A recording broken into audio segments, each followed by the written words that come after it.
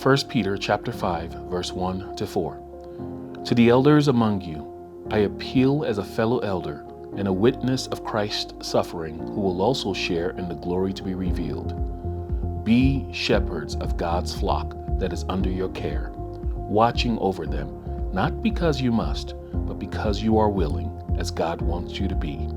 Not pursuing dishonest gain, but eager to serve, not lording it over those entrusted to you, but being examples to the flock. And when the chief shepherd appears, you will receive the crown of glory that'll never fade away.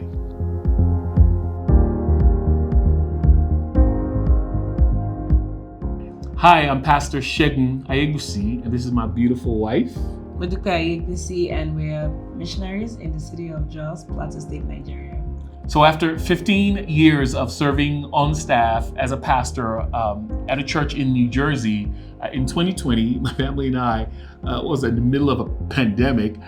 We moved to Jos with the vision to plant a church in the city. But man, after settling in, we discovered real quick the meaning of Proverbs chapter 16, verse 9, where God says, the heart of man makes his plans, but the Lord establishes his steps.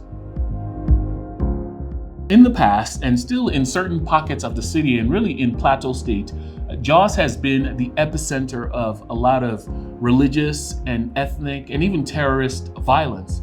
And so a lot of pastors who are willing to endure decades of persecution and who were once willing to die for their faith are now experiencing what can only be described as faith fatigue and ministry discouragement. And so shortly after we settled in, we observed the spiritual landscape and really the welfare of a number of churches and pastors. It became clear that the greater and more pressing need was the discipling and mentoring of pastors. Like, the fact is, Nigeria does not need any more new churches. Like, churches are like Dunkin' Donuts. There's one on every corner. And so what the Lord impressed on us, that what he wanted us to focus on was on the renewal, spiritual renewal and revival of the men already leading the churches that exist. Ultimately, that led to the birthing and the launching of our ministry, the Gathering Faith Leadership Network.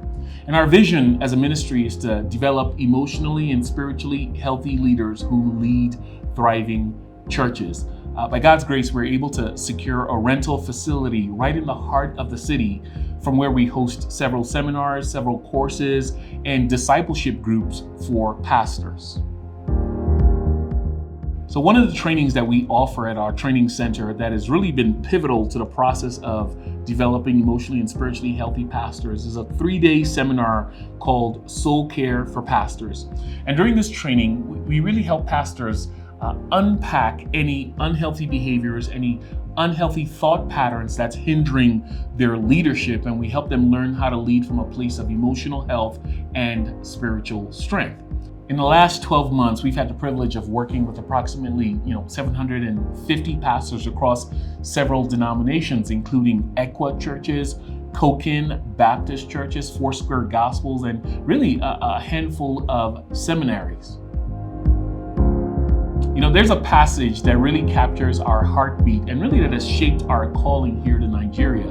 And it's in Matthew chapter 9, verse 36 to 38. When Jesus saw the multitude, he was moved with compassion for them, because he saw they were very weary and scattered like sheep without shepherds. Then he said to his disciples, "The harvest is truly plentiful, and the laborers are few." As a family, we have grown to love the city of Jos, its residents, its churches, and its pastors. And really that passion and compassion that Jesus Christ felt when he looked out at the crowd is really the passion and compassion that we feel towards leaders here in this city.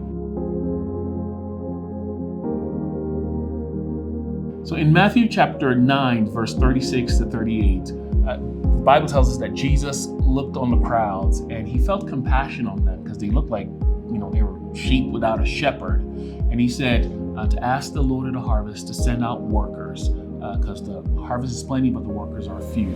And man, I gotta tell you, that passage really has been my heartbeat for pastors, right? To really care for them, to shepherd them, because the work is plenty. And a lot of pastors who are shepherding, like we said earlier, are really, they're exhausted, they're tired. And so in all that we do, and our passion, our heartbeat is to care for these men leading the church so that they can in turn care for those that they lead. 1 Peter chapter 5, verse 4 talks about us being good shepherds so that when Jesus Christ, the chief shepherd, appears, he might find us faithful so we might receive the crown of glory that never fades away. And then in all that we do, that's what we're working to, so that we might truly hear Jesus say to us, "Well done, my good and faithful servants."